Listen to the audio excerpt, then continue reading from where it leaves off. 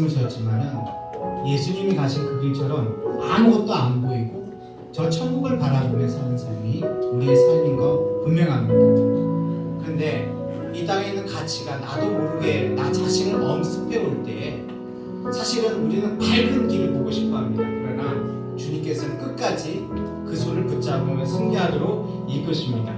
안개 속에서 주님을 보내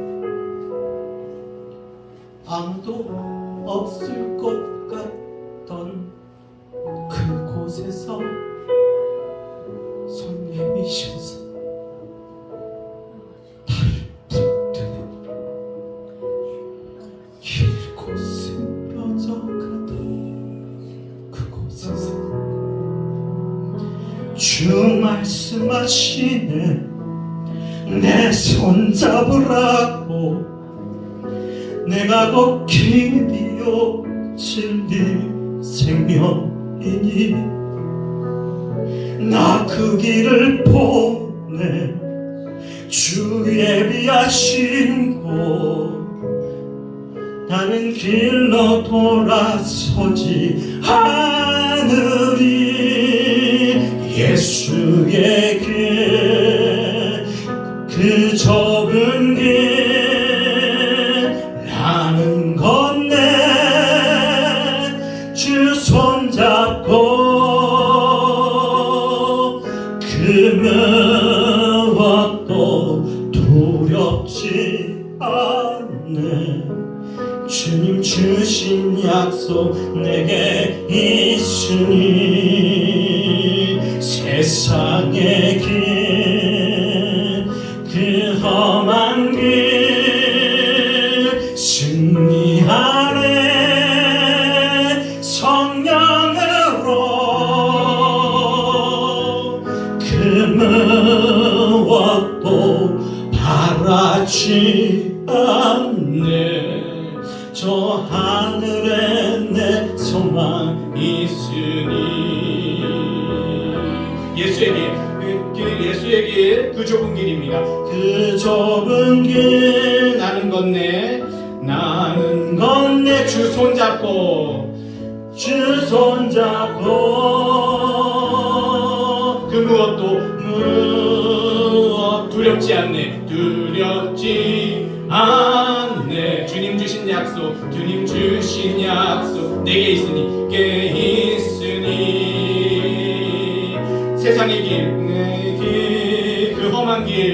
그 험한 길 승리하는 성령으로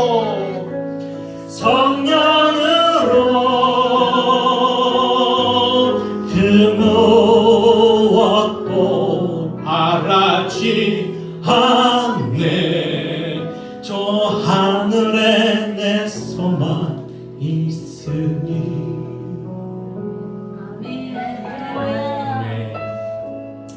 감사합니다. 잠시 기도하겠습니다. 나의 주님 감사합니다. 오늘 주께서 귀한 능력의 기도에 초대해 주신 것 감사드립니다. 대한민국을 정말 사랑합니다. 예수 그리스도가 전부가 되게 하라고 하는 주님의 명령을 따라 예수의 피 이 능력 기도회가 벌써 88회가 되었습니다. 하나님 그동안 흘린 눈물과 그동안 주님 앞에 나갔던 모든 손길과 마음들을 하나님께서 아시오니 오늘 이 시간에 주님의 능력과 권세로 채우시고 함께하여 주시옵소서. 오직 주님께서 우리에게 전하신 약속의 말씀만 함께 붙들게 하여 주시옵시며 진정으로 이 나라와 민족과 교회와 열방을 향하여 영혼 구령의 열정을 가지고 오늘 이 자리에 서게 하셨사오니 우리의 기도의 가운데 하늘문을 여시사 주께서 우리에게 베풀어 주신 주의 능력과 권세가 차고 넘치게 하여 주시기를 원하옵나이다. 살아계신 아버지 하나님 빛도 없이 영광도 없이 주의 길을 가렵니다. 주님의 허락하신 주의 복음의 길을 가렵니다. 골고다 언덕의 길을 주님 따라 올라가렵니다. 비록 내 힘과 내 능력과 나의 작은 깜냥으로는 감당할 수 없지만 하나님이 허락하신 능력과 은혜 가운데서 주님 주신 주의 성령의 능력과 권세로 온전히 감당하기 원하오니 주여 일하여 주시옵소서. 주님께 의탁하고 감사하신 예수님의 이름으로 기도드립니다. 아멘. 할렐루야. 우리나라에서 세기의 재판이 2심까지 끝났습니다. 네. 무슨 얘기인지 벌써 아시는 분도 계시는데요. 이 세상에서 가장 비싼 결혼, 물론 결혼이 비싼 건 아닙니다. 결혼보다 더 비싼 이혼을 하는데 1조 3천억을 내라고 합니다. 정말 우리나라의 보장이 그렇게 큰지 몰랐습니다. 그래서 제가 알았습니다. 제가 아내하고 사는 것은 어떤 사람에게는 1조 3천억보다 더 큰 가치가 있는 거라는 것을 확실하게 깨달았습니다. 근데 이렇게 말씀을 드리면 또 한편으로는 홀로 되셨거나 혹은 가정을 갖고 싶어도 하나님께서 독신의 은사를 주셨거나 혹은 가정이 여러 모양으로 아픔과 슬픔에 있는 분들에게는 전혀 위로도 되지 않고 힘도 되지 않는다는 거 저도 잘 알고 있습니다. 그래서 제가 오늘 말씀드리고 싶은 거는 결단코 나 결혼생활 잘하고 있고 예수 믿는 행복한 부부입니다. 뭐 이런 얘기를 하고 싶지 않습니다. 단 하나, 우리가 갖고 있는 우상을 깨뜨리고 우리에게 허락하신 하나님의 말씀이 얼마나 귀중한지를 알고 싶어서입니다.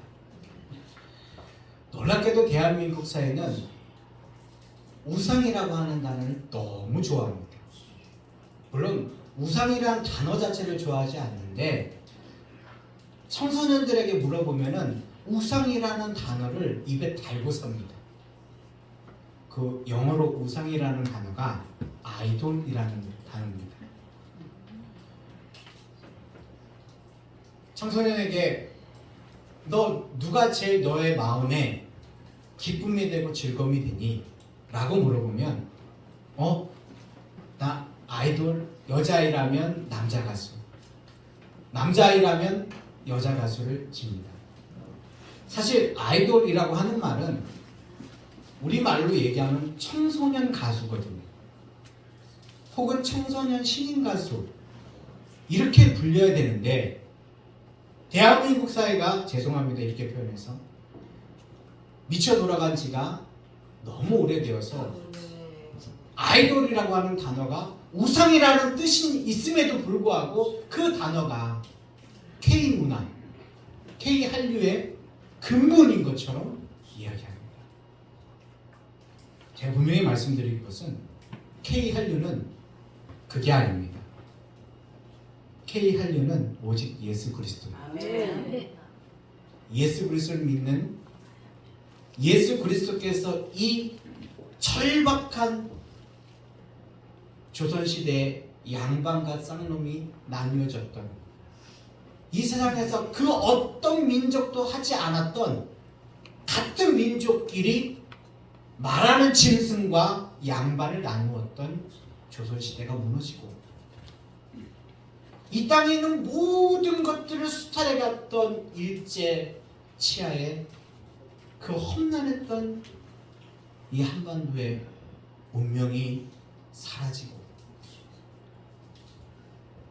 6.25 전쟁의 동족 상잔의 그 아픔과 비극 가운데에서 전 세계 가장 빈국 가운데 하나였던 이 대한민국은 오직 단 하나 저 삼각산에서 각각 교회에서 기도원에서 각각의 골방에서 작은 교회에서 무릎 꿇고 기도하던 여러분과 여러분의 선배님들을 통하여 하나님께서 불쌍히 여기시고 이곳까지 인도하셨다는 것이 한류가 아니고 무엇이겠습니까? 비록 저는 여기 계신 분들에 비해서 너무 연소한 사람입니다만 그 정도는 알고 있습니다. 여러분 그거 아세요? 얼마 전에 여기 저는 서울 용산에 사는데요. 서울 중구에 가보면 페이커 성전이라고 하는 이름 붙인 곳이 있습니다. 무슨 교회가 아니고요. 젊은 친구들뿐만이 아니라 전 세계에서 수많은 사람들이 찾아오는 한류의 성지로 열리는 곳이 이 페이커 성전이라는 곳이 얼마 전에 문을 열었습니다. 당당히 이야기합니다. 언론에도 나왔습니다. 나는 이 페이커를 숭배하기를 원한다. 도대체 페이커가 뭘까요? 사실 저도 잘 몰랐는데 하도 뉴스에서 이야기하니까 알 수밖에 없게 되었습니다. 손흥민 선수 아시죠? 여러분, 손흥민 선수는 뭐 하면서 돈을 법니까? 축구. 그런데요, 여러분, 손흥민 선수보다 더 많은 연봉을 제시받은 27, 8살의 청년이 있다는 거 아십니까? 그 사람이 대한민국 그 유명한 페이커라고 하는 사람입니다. 얼마나 유능한지 이 청년은요, 정말 유능하다 못해 대한민국의 칭송을 받으면서 작년에 군 면제까지 받았습니다. 남자 친구거든요. 아니, 우리나라에 군 면제하는 이유가 몇 가지가 있죠. 군대에 못 갈 수밖에 없는 몸이 안 좋거나 아니면 국위 선양을 하거나. 얼마 전에 이제 BTS라고 하는 가수들이 군대에 갔습니다만 너무 국위 선양 열심히 하지 않냐, 그러니까 군 면제해줘야 되지 않냐라고 했었는데요. 어쨌든 군대를 갔습니다. 근데 이 페이커라고 하는 친구는 나라에서 공식적으로 합법적으로 군대를 면제해줬습니다. 도대체 뭘 했길래? 우승을 했거든요. 아니, 저는 이 세상에서 가장 연봉을 많이 받을 수 있는 게 한 축구 정도 되는 줄 알았어요. 왜냐하면 우리가 올림픽처럼 월드컵도 열리잖아요. 그런데 도대체 무슨 종목을 가지고서 이 친구가 우승을 했지? 라고 봤더니, 여러분 혹시 오늘 전철에서 오시면서 고스톱 치다가 오신 분 있으세요? 가끔 있으시더라고요. 시간이 무료하니까 뭐 이렇게 아니면 블록이라도 이렇게 맞추면서 오시면서 통쾌하잖아요. 바로 게임을 너무 잘해서 바로 이 친구가 군 면제를 받았습니다. 근데 제가 살펴보니까 좀 그럴만은 해요. 왜냐하면 젊은 친구들이 좋아할 만한 요소가 참 많더라고요. 첫 번째, 젊은 친구들이 제일 좋아하는 게임에 대해서 거의 신적인 존재입니다. 오죽하면 젊은 친구들이 숭배한다고 얘기했겠습니다. 그런데 그보다 더 중요한 게 있어요.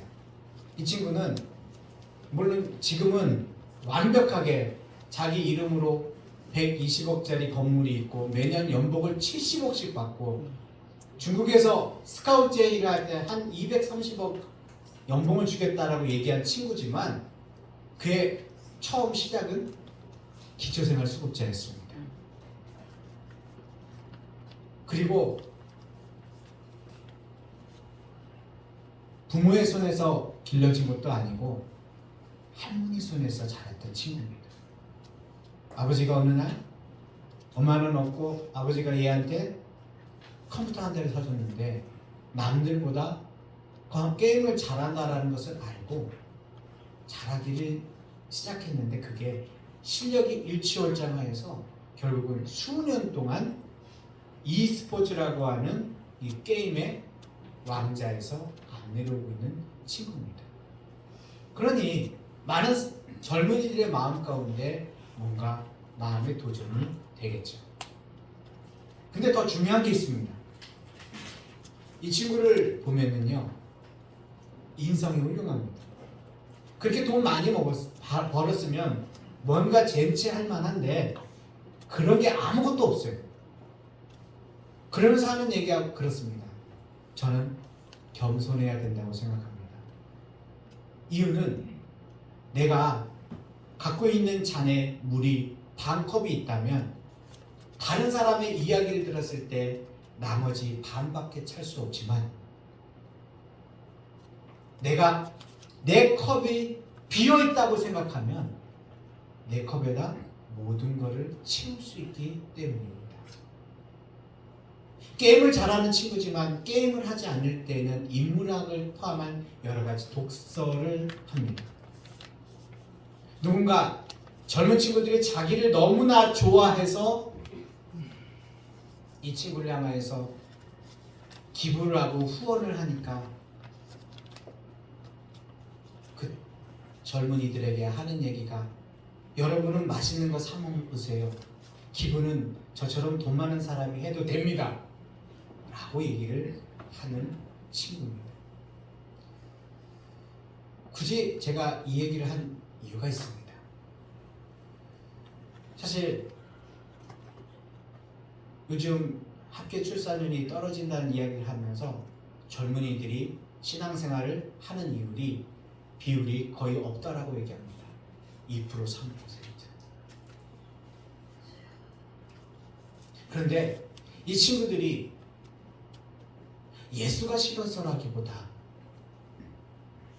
예수의 말씀을 들을 수 없어서 예수님의 약속을 자신의 가슴에 품을 수 없어서 만약 이 친구들이 예수를 안 믿고 있다면 어쩌면 베이커, 이상혁 씨와 같은 사람이 그들에게 구세주가 된 것처럼 보이고 여자 청소년 가수, 남자 청소년 같이 좀 이쁘고 좀 자기보다 나아 보이는 친구가 선망의 대상이 될 수밖에 없다는 것이 우리가 기도하며 애써야 되는 지점이 되는 겁니다. 저는 오늘 성경 말씀을 가지고서 조금 제 얘기를 드리고 싶습니다. 왜냐하면 저는 우리 함께 읽으신 마태복음 16장 16절 주는 그리스도시요 살아계신 하나님의 아들이십니다라고 하는 그 베드로의 고백 그 하나만을 가지고 지난 1년 6개월 동안 교회를 개척해 오고 있기 때문에 그렇습니다. 정말 그렇습니다. 사실 저는 누구보다도 그러니까 신앙인으로 얘기하면 금수저 출신입니다. 죄송합니다. 제 손으로 금수저라고 표현을 해서. 그런데 그렇게 얘기해도 꺼리낌이 없습니다. 물론 저희 아버님이 돈이 많으신 건 아니에요. 근데 저는 개인적으로 예장 합동측 교회에서 자랐는데요. 하나님께서 너무나 감사하게도 청신대학교 신학과를 보내셨고 무시형 전형으로 신학대원을 가게 됐고 그 기간 동안 장학금을 받으며 잘 살다가 신학대학원을 졸업하자마자 바로 목사 안수를 받고 대한민국 육군에서 군종 목사로 20년 동안 사역을 할 수 있었습니다. 뭐 어디 가서 목사 아니라고 말할래야 목사라고 모르겠어요. 제 얼굴에 써져 있는지는 모르겠는데 가끔 하는 소리가 목사님 맞으시죠? 얘기를 하도 많이 들어서 그냥 포기하고 삽니다. 근데 오늘도 사실은 오면서 되게 힘들었어요. 왜냐면 횡단보도를 작은 하지만 횡단보도를 지나쳐 왔는데 건너야 됐거든요. 여기 아닙니다. 저희 동네에서입니다. 그런데 아무리 봐도 무단횡단을 해야 되겠는 거예요. 나 목사인데. 근데 어쩔 수 없었습니다.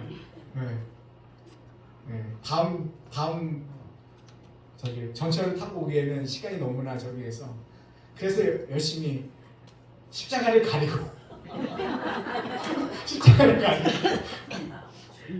지구멍에도 쓰고 싶지만은 그리고서 달려서 왔습니다. 20년 동안 청년들하고 사역을 했죠. 그리고 저에게는 너무나 감사하게도 예수전도단에서 신앙생활하면서 간사로 수고했던 제 아내, 그리고 저를 위하여 기도하는 아버지 목사님, 작은 아버지 목사님, 그리고 분명 결혼할 때는 그냥 결혼했는데 결혼해서 좀 있다 보니까 장모님 먼저 목사 안수를 받으시더니 얼마 좀 있다가 장인어른까지 목사 안수를 받으셔서 저희 집안에 저 포함해서 목회자가 양가로 지금 5명이나 됩니다. 그러니까 제가 금수저라고 표현을 해도 뭐 그렇게 틀린 말은 아니겠죠. 어떤 분처럼 내가 신앙의 일대가 되어서 모든 것들을 뚫고 가야 되지 않아도 처갓집에는 사후대, 저희 친가에도 3대부터 신앙생활한 자리니까 누가 뭐라고 하든지 간에 그래도 야 별거 노력 안 해도 그냥 기도로 먹고 살겠네, 뭐 그럴 만한 집안인 건 맞습니다. 그런데 코로나가 하나님께서 제게 주신 부흥의 시간이었습니다. 물론 코로나는 견디기 힘들었는데 제가 그때 딱 군대에 있었습니다. 군대 3년 그 코로나를 지나간 마지막 기간 가운데 어떠한 일이 발생했냐면, 여러분 아마 코로나 기간 가운데 성도가 교회를 못 오는 그 말도 안 되는 상황을 겪으시지 않았습니까? 그러셨죠? 근데 군대 교회는 더합니다. 어느 정도로 더하냐면 성도가 교회를 못 오는 것은 당연하고요. 이해되시죠? 뭔 말씀드리는 건지요. 근데 성도가 교회를 못 오는 건 맞겠는데 왜 목사도 교회를 못 가야 돼요? 진짜 그랬어요. 목사가 교회를 못 가요. 오면 안 된대요. 물론 그게 몇 주 안 되긴 했지만 오면 안 된대요. 그럼 난 뭐 해야 되지? 그 정도로 굉장히 군대 안에는 철저하게 격리 및 어려운 시간들을 보냈는데 그냥 놀 수는 없잖아요. 물론 당시에 그냥 가만히 있어도 좋기는 좋았습니다. 왜냐하면 월급은 따박따박 들어오니까 그 순간에 들었던 생각이 자영업 하시는 분들, 그리고 신앙생활을 하기 위해서 교회를 읽어 가시는 분들은 얼마나 힘들까. 근데 군대에서 월급을 준다고 가만히 있을 수는 없잖아요. 그래서 제가 뭘 했냐면 성경 말씀을 읽기 시작했습니다. 물론 목사니까 계속해서 성경을 읽었죠. 그런데 좀 특별하게 읽었습니다. 어떻게 읽었느냐? 원래는 저 혼자 읽고 성도들에게 말씀을 우리 일독합시다 하고 이야기를 했다가 도저히 성도가 안 할 것 같고 저도 그냥 말하다가 끝날 것 같아서 하지 말았어야 되는데 제가 창세기 1장 1절부터 요한계시록 22장 마지막 절까지 유튜브로 성경을 읽었습니다. 무슨 얘기인지 이해가 되세요?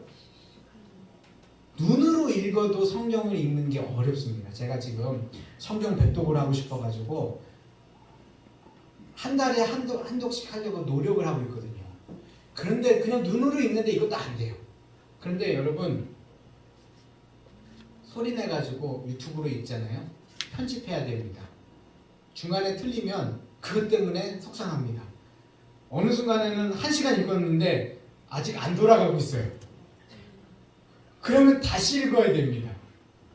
그래서 90일간을 하루에 6시간씩 코로나 기간 가운데 유튜브로 읽고 편집하고 올리고 이거를 반복했습니다. 근데 성도 분들이 변한 게 아니라 제가 변했어요. 한 1년이 지나서 부활절이 되었는데, 사실 이제 제가 군인교회를 섬겼기 때문에 그 연세 드신 분이 별로 없거든요. 근데 저희 교회는 제가 군단 그 3스타 부대에 있었기 때문에 마침 오랫동안 있었던 몇 분의 연세 드신 어르신들이 있었어요. 그때 그 중에 한 분이 와가지고 저한테 그러는 겁니다. 목사님, 저 성경 30독 했어요. 그때 깜짝 놀랐습니다. 아니 이분 도대체, 그래서 제가 어떻게 하셨어요? 그랬더니 목사님 설교 저기 말씀 읽어서 올리시잖아요. 제가 그것 들으면 계속 들었어요.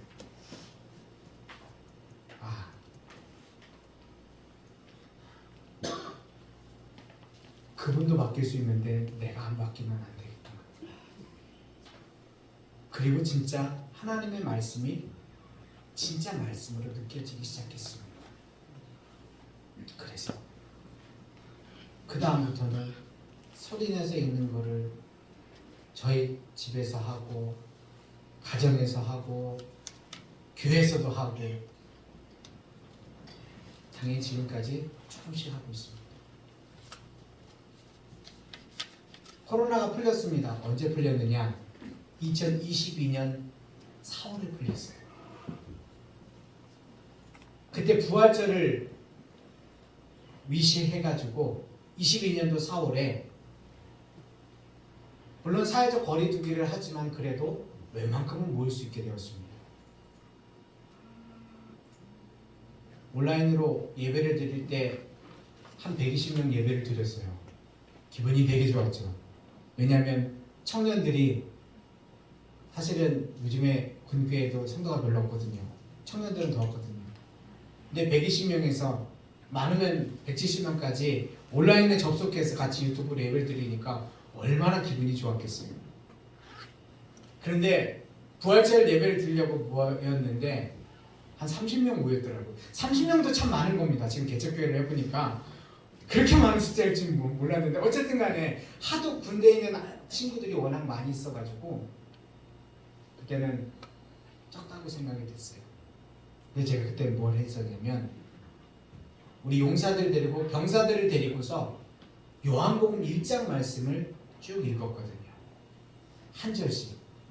2022년도 1월 첫 주부터 제가 전역하기 위하여서 마지막 예배를 드렸던 9월 마지막 주 예배까지, 그리고 그 한 절 말씀에 대한 설명을 하고서 우리 형제들을 돌려보냈습니다. 그래서 요한복음 1장 말씀만 읽은 거예요. 그것도 첫 주에는 1절부터 4절까지 읽고, 그 다음 주에는 5절까지 읽고, 6절까지 읽고, 7절까지 읽고, 1절부터 똑같이. 그러니까 1절부터 4절까지는 한 40-50분 이상 한 거죠. 그리고서 말씀을 전하고, 뭐 당시에는 성경 공부도 할 수 없으니까 그냥 형제들을 내보냈습니다. 또 2부 예배가 있기 때문에 그 친구들에 대해서 신경 쓴 것도 아무것도 없고요. 그런데 저는 하나님께서 말씀의 능력이 얼마나 크게 일어나게 하시는지를 그때 보았습니다. 30명이 있던 아이들이 어느 순간 70명 돼 있더라고요. 감사했습니다. 그 아이들이 120명까지 늘어났더라고요. 여러분, 온라인으로 120명하고 한 자리에 모여있는 120명하고 느낌이 다릅니다. 그 정도로 될 줄 알았어요. 그런데 시간이 지나니까 이 친구들이 170명이 됐네요. 사실 교회가 수용할 수 있는 전부 다 했습니다. 그런데 그 다음 주 예배를 드리는데 220명. 추석 때 280명까지 자리를 찾습니다. 아, 그래서 좋은 간식 줘서 오나 보다. 그럴 수 있잖아요. 그런데 맨 마지막에 320명까지 불어났습니다. 제가 설교를 잘하는 목사도 아니고 멍 프로그램을 만든 것도 아닙니다. 2층이 예배당이었는데 이 친구들이 올라와서 예배를 드리고 내려가는 시간만 5분에서 10분이 걸립니다. 자리 꽉 찬 것은 물론이거니와 복도와 앞자리까지 가득 채워져 있어서 보조 의자만 120개를 놔두고서 예배를 드렸어야 했습니다. 근데 하나님께서 그때 저한테 잘못된 것 같은 헛바람을 넣게 하셨죠. 말씀이면 된다. 그래서 전역하고서 웬만한 교회에 청빙받아서 갈 마음을 품어야 되는 저한테 개척하라고 하시는 겁니다. 개척. 혹시 여기에 개척이라는 단어가 하나님의 영광으로 느껴지시는 분도 계실지 모르지만 제가 보기에는 골고다 언덕길인 건 확실합니다. 1년 6개월 정도 지나 보니까 확실히 느껴집니다. 근데 그 길을 가라고 하시더라고요. 하나님 어디로 갑니까? 갑자기 용산을 가요. 미쳤죠? 아니 저보고 웬만한 제가 여기 오늘 시흥에 오면서 보니까 시흥시에 오라고 하면은 제가 좀 마음이 편하겠어요. 그래도 좀 뭔가 임대료도 싸고 뭔가 할 수 있잖아요. 뭐 이제 그렇게 싼 건 아니겠지만 용산 아시죠? 네, 비싸도 너무 비쌉니다. 한 평에 땅 한 평에 5천에서 1억 갑니다. 그런 동네에다가 무슨 개척을 합니까? 결론 말씀드리면 하나님께서 용산으로 이사하게 하신 저희 가정을 이사하게 하신 것이 그게 개척이더라고요. 그리고서 1년 6개월의 시간이 지나갔습니다. 처음에 주님이 얘기해 주신 대로 그대로 주님의 뜻대로 하려고 노력했습니다. 제가 군교회에서 20년 있었지만 단 한 명의 군 성도도 데려와서 같이 목회하겠다는 마음 안 가졌습니다. 제가 저희 신학교부터 시작해서 알게 모르게 알고 있는 수많은 인적 네트워크, 저희 부모님, 양가 부모님 포함해서 여러분들이 있지만 그분들 도움 저는 주님만 보겠습니다 하고서 안 받았습니다. 주님이 여시면 그대로 하겠다라고 하고 그대로 실천했습니다. 그랬더니 딱 하나 바꾸시더라고요. 딱 하나.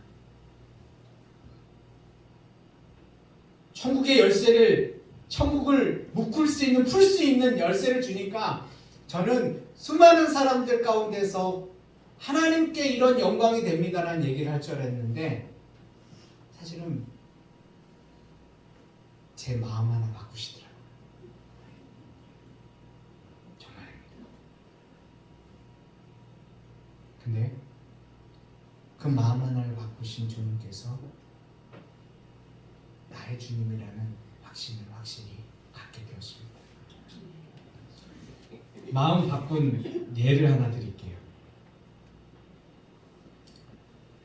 제가 오늘 아침에도 설거지를 2번 하고 왔습니다. 사실은 그것 때문에 조금 더 시간이 오래 걸렸어요. 근데 보통 남자들이 설거지 한두 번 하고 생색내잖아요. 얼마 전에 보니까 제가 용산에 있는데 거기에 그 성결교회 아주 훌륭한 원로 목사님께서 이제 그 얘기를 하시더라고요. 본인은 원로 목사가 되어서 가장 먼저 한 것이 설거지다. 저 그래서 굉장히 그 말에 은혜를 받았습니다. 저분은 원로 목사님 되셔서 할 수 있는 걸 나는 40대 중반에 할 수 있네. 근데 그렇게 하게 된 거는 딴 게 아닙니다. 1월 첫째, 2번째 주 저 혼자 제가 지금 숙명여대에서 사역을 하고 있거든요.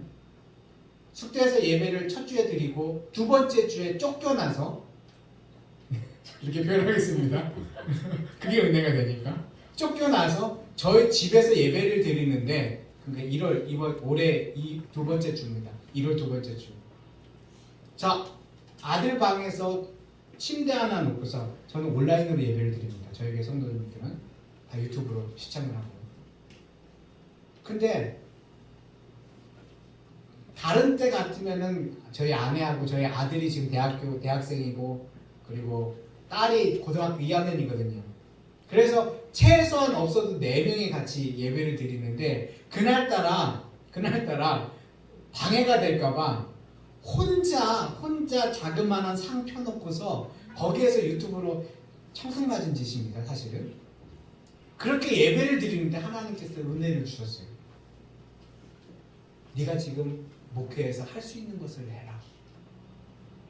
봤더니 딴 게 없어요. 지난 토요일 날 아이들이 먹고 남은 이만한 설거지가 있는 거였어요. 그때 알았어야 됐습니다. 이 설거지가 붙박이라는 걸. 그 태산의 설거지를 하고 났는데 왜 이렇게 은혜가 되는지. 그 다음부터 지금 6개월째 제가 전담하고 있습니다. 하고 싶어서가 아니에요. 저 정말 하기 싫었어요. 그래서 어제는 제가 저녁 때 어제는 하루 종일 설거지를 안 했어요.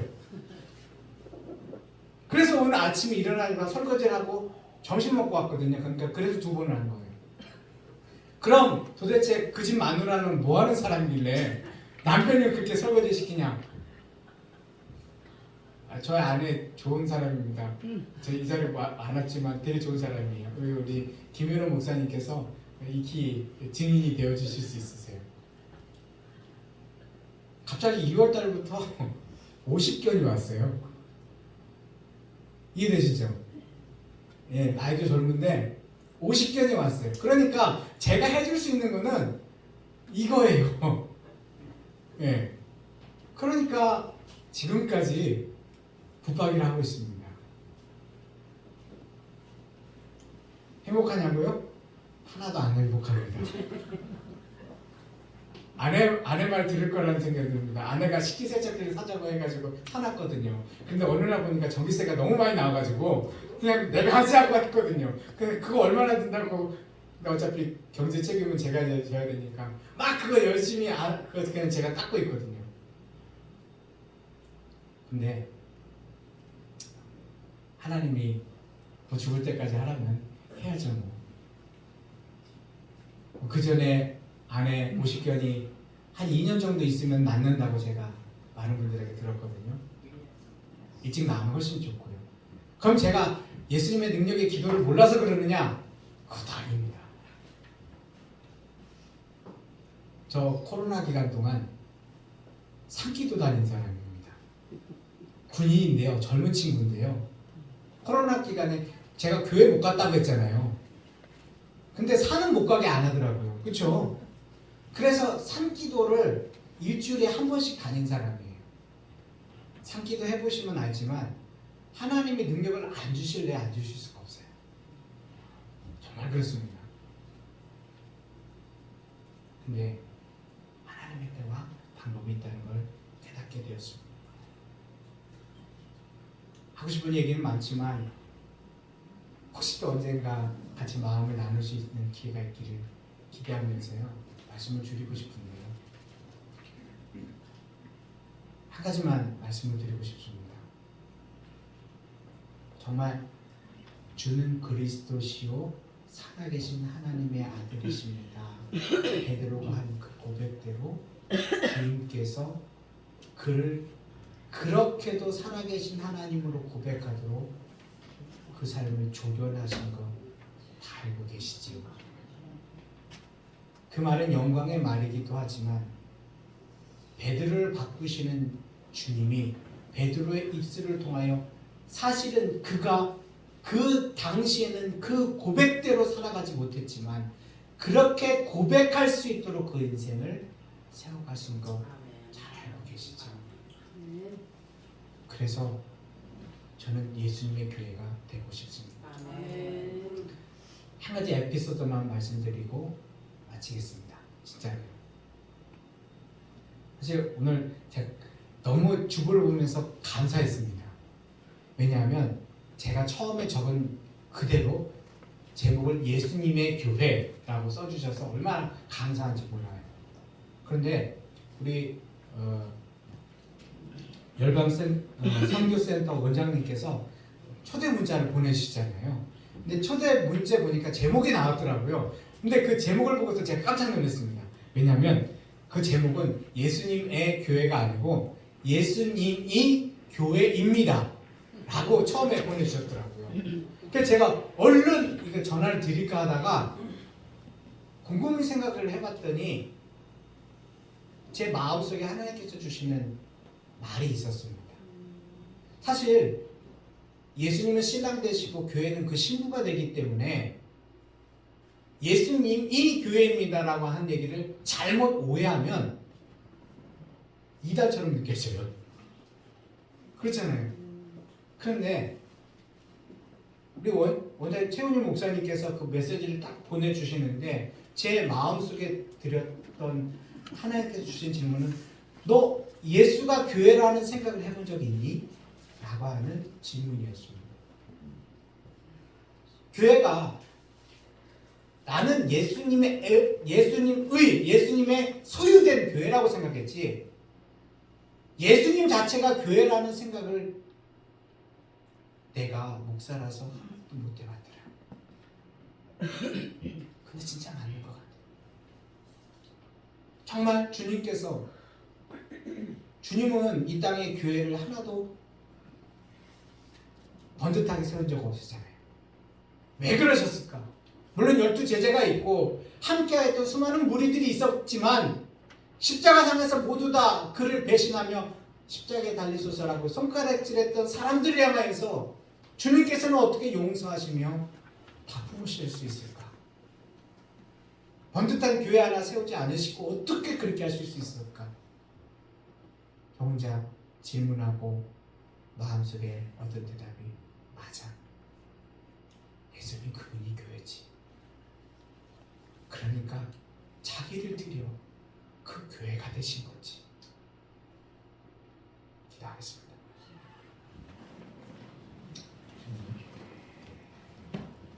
북한 제가 주님이 하신 일을 함께 나누려고 이 자리에 서게 해주셔서 감사합니다.